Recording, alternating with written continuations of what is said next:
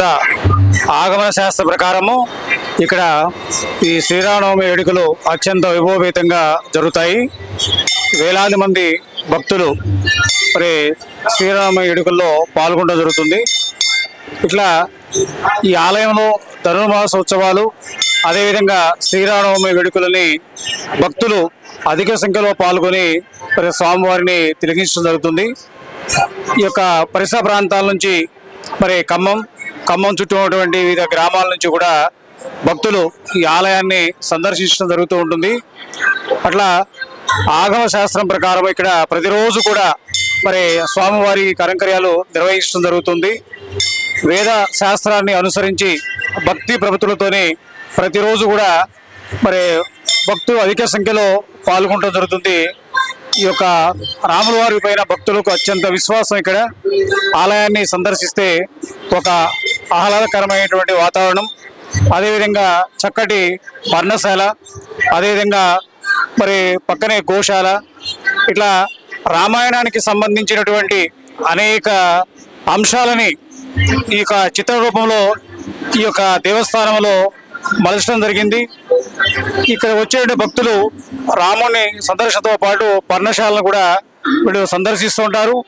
చిన్నపిల్లలకి రామాయణంలో ఉన్నటువంటి వివిధ పాత్రలు, రాముడు, సీత, రావణుడు, లక్ష్మణుడు, భరత, శత్రుఘ్నులు, వాళ్ళ యొక్క మరి ప్రతిమలని ఇక్కడ ప్రతిష్ఠించడం జరిగింది.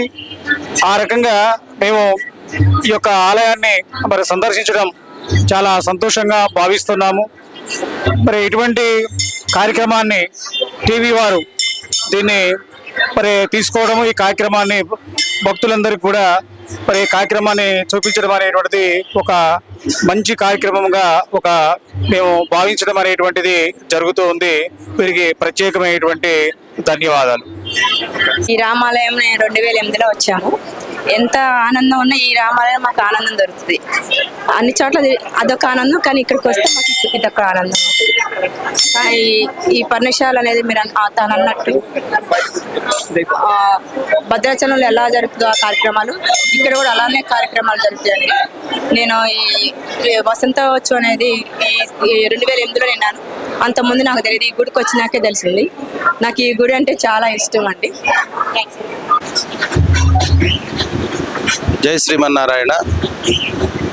ఖమ్మం నగరంలో ఇందిరానగర్ కాలనీలో వేంచేసినటువంటి శ్రీ సీతారామచంద్ర స్వామి దేవస్థానం పర్ణశాల నందు ఉగాది పర్వదినం నుంచి శ్రీరామనవమి వరకు నిర్వహించబడు వసంత నవరాత్రోత్సవాల్లో భాగంగా ఈరోజు సుదర్శన హోమంతో కార్యక్రమం మొదలైంది. రేపు ఉదయం శ్రీ స్వామివారి కళ్యాణం, సాయంకాలం ఊరేగింపు, ఎల్లుండి ఉదయం శ్రీ స్వామివారికి పట్టాభిషేకం కార్యక్రమంతో ఈ కార్యక్రమాలు ఆసంతం అవుతాయి. ఇందులో గాను విచ్చేసే భక్తులందరికీ సకల సౌకర్యాలు కల్పించడం జరిగింది దేవాదాయ శాఖ.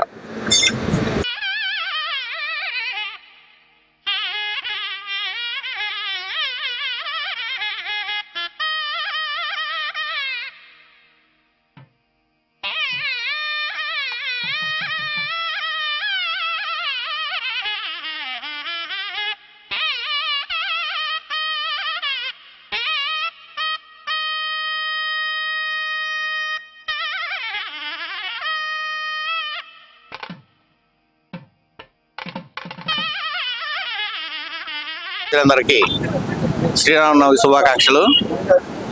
మన ఇందిరానగర్ పర్ణశాల నందు రేపు కళ్యాణం అనేది అత్యంత ఘనంగా జరగబోతుంది. ఉదయం 11 గంటలకి కళ్యాణం మొదలవుతుంది. 1 గంట వరకు పూర్తవుతుంది. భద్రాచలం తరహాలో మన ఖమ్మం పట్టణంలో కూడా సీతారాముల వారి కళ్యాణం ఘనంగా నిర్వహించడం చాలా గొప్ప విషయం. భక్తులు సహాయ సహకారాలతో ఈ కళ్యాణ మహోత్సవం ఇంత ఘనంగా నిర్వహించడం జరుగుతుంది. చలవ పందిర్లు ఏర్పాటు చేయడం జరిగింది.